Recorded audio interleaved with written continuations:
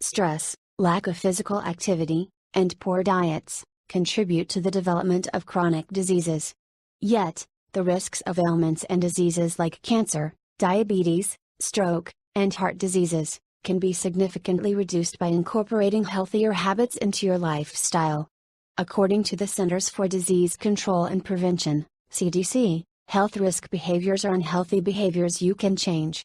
4 of these health risk behaviors: lack of exercise or physical activity, poor nutrition, tobacco use, and drinking too much alcohol, cause much of the illness, suffering, and early death related to chronic diseases and conditions.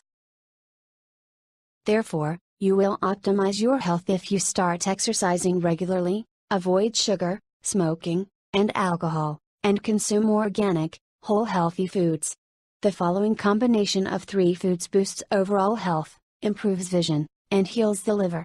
It contains oranges, carrots, and beets. Carrots are high in vitamin A, and Emily Chu, Deputy Clinical Director at the National Eye Institute, explains that it helps the eye to turn light into a signal that can be transmitted to the brain.